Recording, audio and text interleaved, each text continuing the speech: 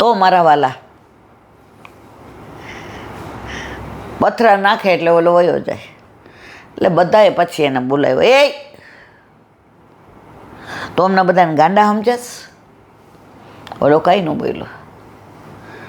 મારવા લેશું ને તો એ કંઈ હાડકું ખોખરું તારું થઈ જશે. ઓલો કાંઈ ન બોલ્યો. મીંઢા બોલ. ઓલા શિકારીના હાથમાં તલવાર હતી કે જો બોલ્યો ને તો પાડ દઈશ. ઓલો કે કદાચ મને પાડ દે તો ભલે પાડ દે, પણ આટલા પક્ષી તો બચી જશે ને. એટલે ઓલા ઈશારાથી આમ કર્યું. બધાએ જોયું, ભેગા થઈને શિકારી ઉપર તૂટી પડ્યા. ત્યારે અહીંયા ગુરુદેવ કહે છે, જો પેલી દ્રષ્ટિએ જે થયું કે અરર ચણ નાખે છે ને તો ઉડાડસ, તો એ ઉડાડતો તો કે આ ઝાડમાં ન ફસાઈ જાય. એમ આપણે પણ આ સંસારની ઝાડમાં ના ફસાઈએ ને, એટલે સંસારમાં ઘર કરવું. આ જુઓ મારું ઘર કેવું સરસ, દાણા. અમારી ગાડી કેવી સરસ, દાણા. અમારું ફાર્મ હાઉસ કેવું સરસ, દાણા. અમારા દીકરાઓ જો, દાણા. તો કોઈ ભગવદી આવીને પથ્થરો મારે અને આ સંસારના બધા જ રાગને, મારાપણાને ઉડાડી દઈએ અને આપણે ખીજાઈએ એના ઉપર. મારી બાને તમે ઈલા આંટી બગાડો છો, કારણ કે મારી દીકરીને બગાડો છો, મારા દીકરાને બગાડો છો. પથરા મારવાવાળી છું ને હું, કાંઈ વાંધો નહીં. પણ પછી ઈશારો કરીએ ને કે આ કાળ તલવાર લઈને ઊભો છે ભાઈ, ગમે ત્યારે રેસી નાખશે. ત્યારે સમજાઈ ગયું કે સંસાર અને શ્યામ વચ્ચે એક પાતળી દિવાલ છે. જો એ દિવાલ તોડી નાખો તો સંસારમાંથી શ્યામ અત્યારે ક્યારે વયા જાઓ મારા વાલા એ ખબર પડે નહીં. પણ આનંદ એ વાતનો છે, હવે ધીમે ધીમે આપણને સમજાવવા માંડ્યો છે. એટલે આપણે પણ ધીરે ધીરે ડગ માગતા સંસારમાંથી શ્યામ તરફ જઈ રહ્યા છે.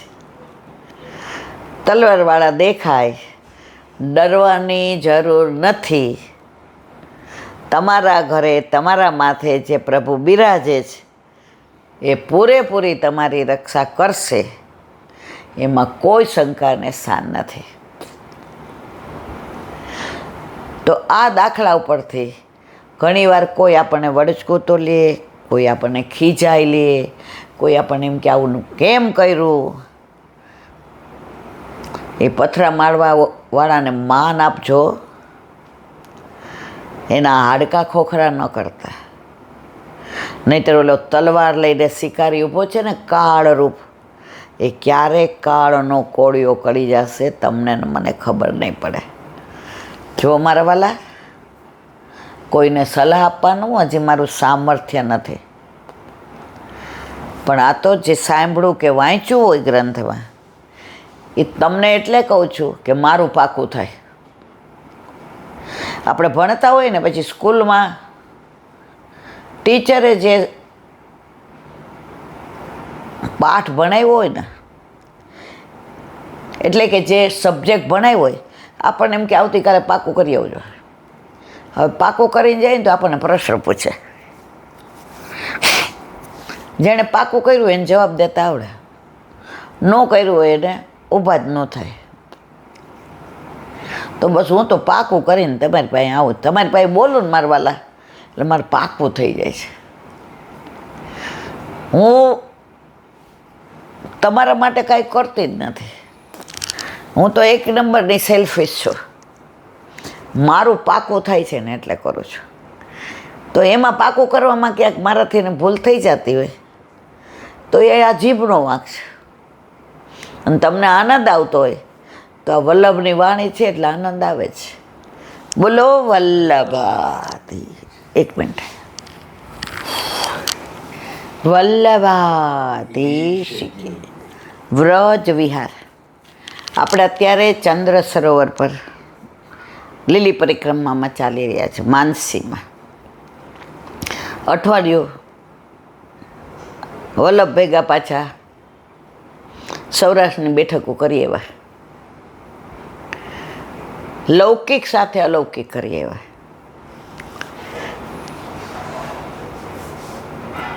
તો લગભગ હવે આની લીલાઓ વિરામ પામે છે, પણ એક લીલા બાકી છે. એકવાર શ્રીજી બાવાએ સુંદર શ્રૃંગાર ધારણ કર્યા હતા, સામનીજીએ કરાવ્યા હતા. એટલે ઠાકોરજીએ કીધું, તેરો મુખ નિકો કે મેરો પ્યારી.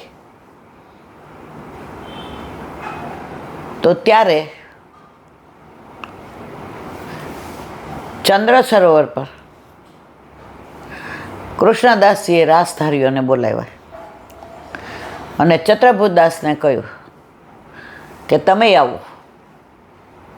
તો ચંદ્ર સરોવર પર રાસધારીઓ આવ્યા. રાસધારી એટલે જે આ નવા નવા પુષ્ટિ માર્ગમાં હોય ને એનો ખબર હોય.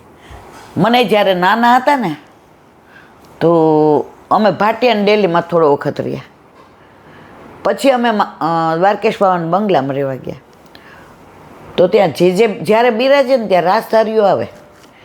એમાં કોક વાર મોરકુટીનો રાસ કરે, કોક વાર ચંદ્ર સરોવરનો રાસ કરે. એટલે રાત્રે અમારા ઘરે એવો નિયમ કે 8 વાગે એટલે અમારે પછી કાકાને પૂછ્યા સિવાય ક્યાંય જવાય નહીં. એટલે રાસધારીઓ આવે એટલે 5, 5:30 બધી સામગ્રી લેવા આવે. એ લોકો આપણા હાથનું ન ખાય ને પછી ત્યાં ડેલામાં રસોઈ બનાવે એમની, અને પછી રાસ કરે. તો ઘણીવાર તો 2 વાગે ને સવારે પડે. એટલે રાસધારીઓ આવ્યા હોય એટલે બા કાકાને પૂછે, આ બેબીને ડેલામાં નારેન બેબીને જવું છે, રાસધારીઓ આવ્યા છે. તો કાકા કે સારું 12 વાગે આવતા રહેજો. અને કાકા હોઈ ગયા હોય તો 12 વાગે એનું ગોડી જાય, આવી જ જાય. ચલો 12 વાગે. અરે તો એ રાસધારીઓ તમને એવું લાગે કે સારસ્વત કલ્પમાં તમે જે ઠાકોરજીની લીલાના દર્શન કર્યા હોય, ઠાકોરજીને, સામનેજીને, બધી સખ્યો ને સખાન, અને વ્રજ ભાષામાં જે જમાવટ કરે. તમે રાજકોટમાં ન હો, માનો કે તમે ચંદ્ર સરોવર પર આ લીલા થતી હોય એની કરતા હોય,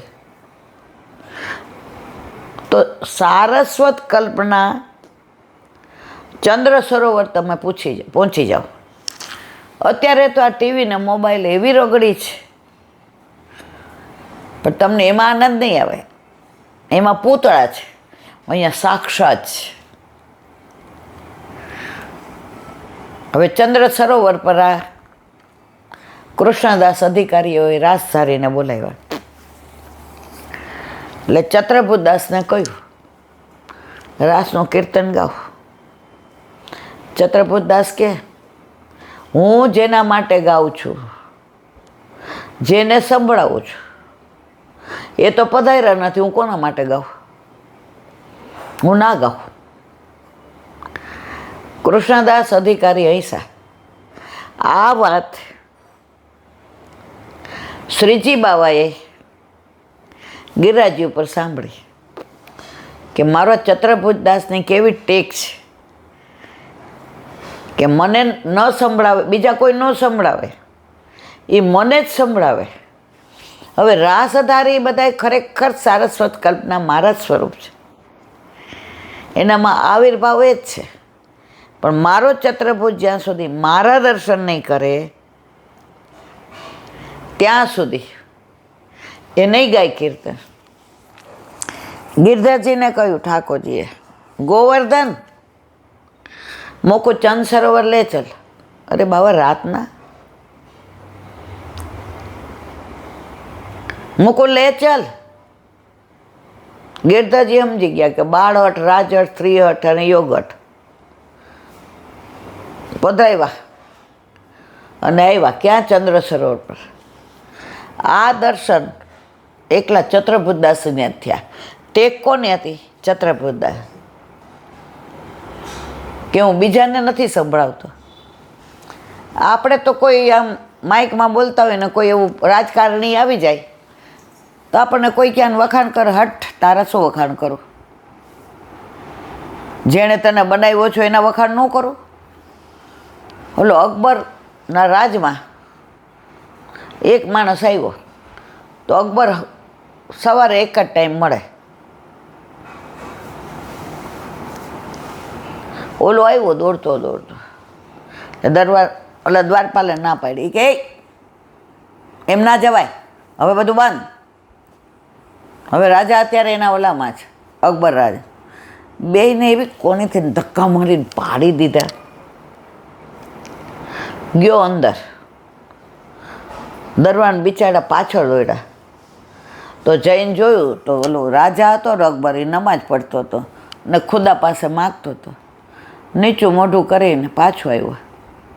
પેલો દરવાન કે મારામારી કરી, પરાણે ગયો અને તે અકબરને કાંઈ ન કીધું અને હાઈલો આવ્યો. એ કે તને ન સમજાય. એ કે ના કે ભાઈ હું અકબર રાજા પાસે માગવા આવ્યો હતો. પછી એમ થયું એ મોટો ભિખારી છે, હું નાનો ભિખારી છું. એ ખુદા પાસે માગે જ છે, તો એ મોટો ભિખારી જેની પાસે માગે છે, એ આ નાનો ભિખારી મોટા ભિખારી પાસે માગે તો ઓલા આપ્યું એમાં થોડું આપે ને, એના કરતાં ચાલ હટ, હું તો એ મોટો ભિખારી જેની પાસે માગે એની પાસે માગું, મને જે જોઈતું એ મળે ને. તો પ્રભુ સિવાય મારા વાલા બધી આસમાં નિરાશ થશો. પારકી આસ સદા નિરાશ. તમારા પ્રભુ સર્વસમર્થ છે. કયા? તમારા ઘરે તમારા માથે બિરાજતા તમારા પ્રભુ સર્વસમર્થ છે. શું કામ તમે ઓલા મોટા ભિખારી પાસે જાઓ છો? તો વાત કરતા હતા ચતુર્ભુજદાસની. એ કે આપણે શ્રીજી બાબા સિવાય કોઈને સંભળાવીએ જ નહીં. એટલે શ્રીજી બાબા આવ્યા, બધાયરા તો ચતુર્ભુજદાસને શ્રીજી બાવાને ગિરધરજીના દર્શન થયા. બે મંદે મંદે મુસ્કાયા કે આ તારી જીદને લીધે આવવું પડ્યું, કે તું અમને નહીં સંભળાવે એટલે તું ગાવાનો નહીં તો આ રાસધારીઓને આનંદ નહીં આવે. ને એ દર્શન રાસ ચોતરા ઉપર ચંદ્ર સરોવરમાં ચતુર્ભુજદાસીને થયા. કોના? શ્રીજી બાવાના અને ગિરધરજીના. અને પછી રાસધારીઓએ જે જમાવટ કરી. વ્રજમાં જાઓ ને તો લીલી પરિક્રમામાં તમે રાત્રે થાકી જાઓ. હું થાકી જતી હતી ભાઈ. 2008માં જતા હતા, પછી તો ધીમે ધીમે અમે હોઈ જતા હતા, પણ 8માં એ રાતના જે રાસધારીઓ જમાવટ કરે ને વ્રજ ભાષામાં, એમાં એ આ મળી બધા છોકરા જ હોય, પણ તમને એવું લાગે સામને જ છે. એ સ્વરૂપમાં એવો આવિર્ભાવ હોય. તો એકાદ દિવસ ઉજાગરો કરીને લીલાના દર્શન કરવા બહુ આનંદ આવે છે. તો મારા વાલા, આ વ્રજ વિહારની લીલાને અહીંયા વિશ્રામ આપીએ. હવે કાલે આવશે ચંદ્ર સરોવર પાસે એઠા પેઠા ગામ, એની લીલાનું વર્ણન કાલે કરીશું. બોલો વલ્લભાઈ. હવે હરિરાય મહાપ્રભુજી વાંગ મુક્તાવલી. હરિરાય મહાપ્રભુજી કી જય.